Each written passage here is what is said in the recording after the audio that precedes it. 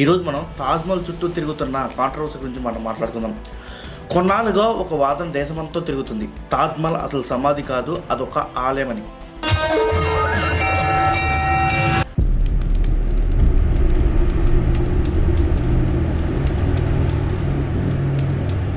ముఖ్యంగా శివుడికి అంకితమైన ఆలయం. ఒకప్పుడు దీనిని తేజోమహల్ అని పిలిచేవారని అంటున్నారు.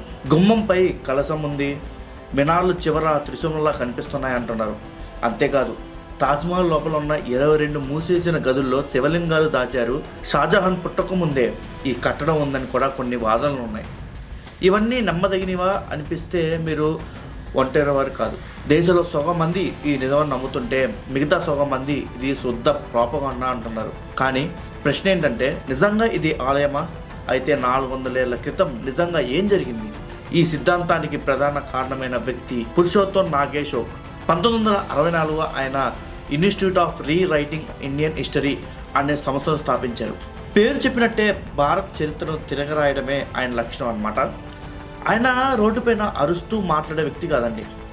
అంటే సూట్ వేసుకొని రీసెర్చ్ పేపర్లు పట్టుకొని తిరిగే చదువుకున్న వ్యక్తి, ప్రాపర్ ప్రొఫెషనల్ వ్యక్తి అనమాట. తనకు తాను చరిత్రకారుడుగా పిలుచుకునేవాడు అనమాట.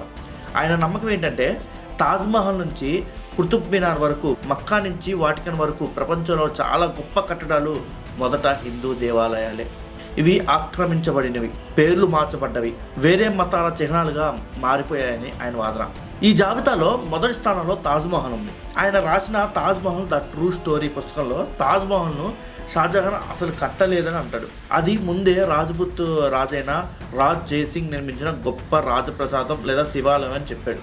దాని అసలు పేరు తేజోమహల్ అని.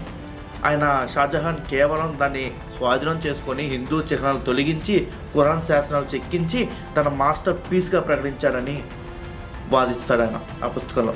ఈ వాదనకు మద్దతుగా కొన్ని ఆకృతులను చూపించాడు, అంటే కొన్ని ప్రూఫ్స్ చూపించాడు.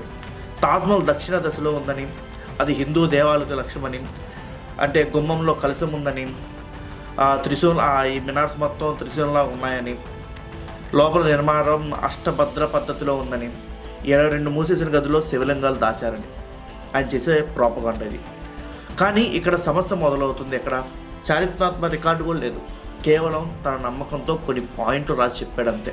అయినా సరే ఈ పుస్తకం పెద్ద చర్చకు దారితీసింది ప్రపంచంలో. కొందరు ఆయన్ని అబద్ధాలు కోరు అంటారు, మరికొందరు దూరదృష్టి గల వ్యక్తిగా పొగిడారు కూడా. తర్వాత ఆయన కోర్టుకి వెళ్ళాడు. మొదట అలహాబాద్ కోర్టు, తర్వాత సుప్రీంకోర్టుకి వెళ్ళాడు. తాజ్మహల్ను అధికారంగా శివాలయంగా ప్రకటించాలని డిమాండ్ కూడా చేశాడు. కానీ న్యాయమూర్తులు పరిశీలించినప్పుడు ఊహలు తప్ప ఇంకేమీ లేవని తేలిపోయింది అనమాట. కేసు కొట్టేయబడింది. 2007లో అతను మరణించాడు. కానీ ఆయన సిద్ధాంతాలు చచ్చిపోలేదు. వాట్సాప్ యూనివర్సిటీ టీవీ డిబేట్లో, ర్యాలీల్లో ఇది మరింత బలపడింది ఆయన వాదన. ఇప్పుడు నిజమైన చరిత్రలోకి వెళ్దాం. మనం ఆయన చెప్పిన ప్రోపగండా కాకుండా నిజమైన చరిత్రలోకి వెళ్దాం. నేను రీసెర్చ్ చేసిన దాని ప్రకారం చెప్తున్నాం. తాజ్మహల్ ఆలోచన ఎలా పుట్టిందంటే, ముంతాజ్ మహల్ షాజహాన్ రెండో భార్య. 1607లో నిశ్చితార్థం జరిగింది. 1612లో పెళ్లి చేసుకున్నారు. ఆమె కేవలం భార్య మాత్రమే కాదు, అతని అత్యంత సన్నిహితురాలు. వీళ్ళిద్దరికి కలిపి 14 మంది పిల్లలు ఉన్నారు. ముంతాజ్ మరణించినప్పుడు షాజహాన్ పూర్తిగా కుంగిపోయాడు. సో 2 ఏళ్ల పాటు రాజసీమ మూసేశాడు. ఆ టైంలో ఆమె జ్ఞాపకార్థం ప్రపంచం ఎప్పుడు చూడని ఒక అద్భుతాన్ని నిర్మించాలని నిర్ణయించుకున్నాడు. ఆమెకు ఒక ట్రిబ్యూట్ ఇవ్వాలని చెప్పేసి ఆయన నిర్ణయించుకున్నాడు. దానికి భూమి కావాలి. సో ఆయనకి ఒక గొప్ప బిల్డింగ్ కట్టాలని ఆయన ఉద్దేశం అనమాట. ఆమె కోసం, ఆమె సమాధి ఒక బిల్డింగ్లా కట్టాలని, ప్రపంచం అబ్బురపరిచేలా ఉండాలని. యమునా నది ఒడ్డు ఉన్న భూమి రాజ్ మాన్సింగ్కి చెందింది. ఆయన అక్బర్ సేనాధిపతి అనమాట. సో ఆయన మనవడే రాజ్ జైసింగ్. షాజహాన్ జైసింగ్ నుంచి ఆ భూమిని అధికారికంగా తీసుకున్నాడు. ప్రతిఫలంగా 4 హవేలీలు ఇచ్చాడు. ఈ ఒప్పందానికి సంబంధించిన డాక్యుమెంట్లు ఇప్పటికీ జైపూర్ ప్యాలెస్లో ఉన్నాయి. ఈ డాక్యుమెంట్లో ఆలయం అన్నమాట ఎక్కడా లేదండి, హవేలీ అని మాత్రమే ఉంది.